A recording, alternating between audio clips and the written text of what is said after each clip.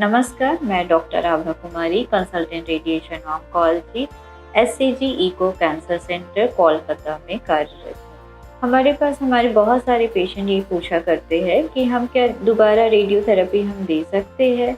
अगर हम दोबारा दे सकते, हम कितनी बार और रेडिएशन दे सकते हैं?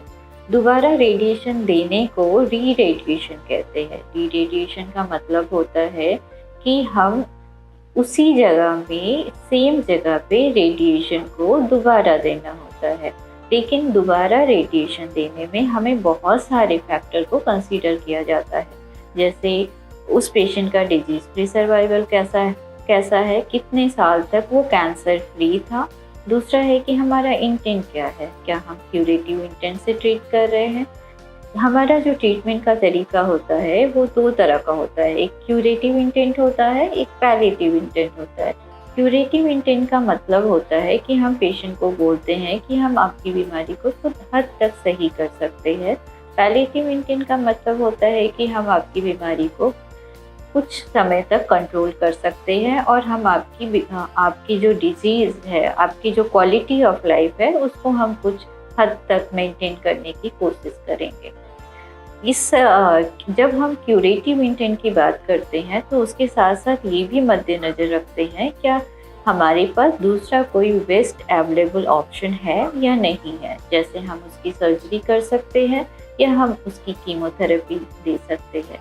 अगर हमें दूसरा बेस्ट अवेलेबल मेथड से सेम क्योर रेट और सेम क्वालिटी ऑफ लाइफ मिल सकता है तो हम उस ऑप्शन को भी कंसीडर कर सकते हैं। इसका कारण यह होता है कि रेडिएशन में जो साइड इफ़ेक्ट होते हैं वो पहले की तुलना में काफ़ी अधिक होते हैं। रेडिएशन के जो साइड इफ़ेक्ट वो पहले की तुलना में अधिक होते हैं और साथ साथ कुछ साइड इफ़ेक्ट जो होते हैं वो लाइफ थ्रेटनिंग भी होते हैं।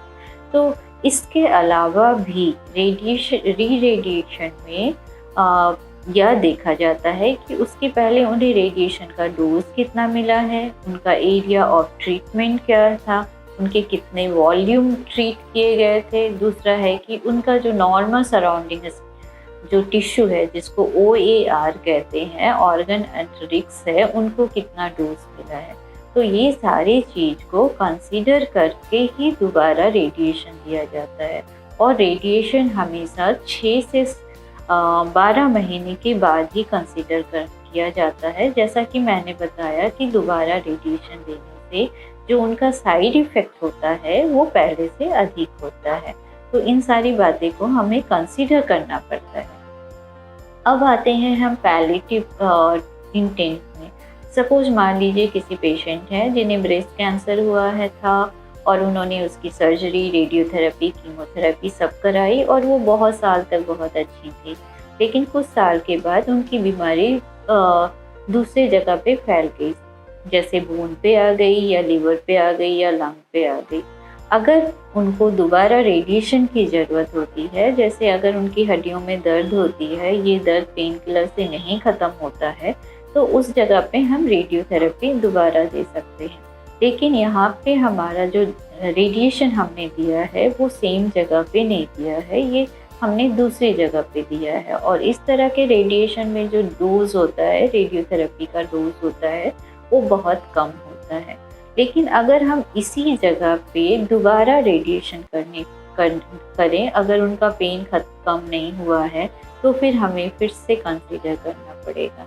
तो हमेशा रेडिएशन अगर सेम जगह पे दोबारा करते हैं तो उसके लिए हमें बहुत सारे फैक्टर को ध्यान पे रखना पड़ता है।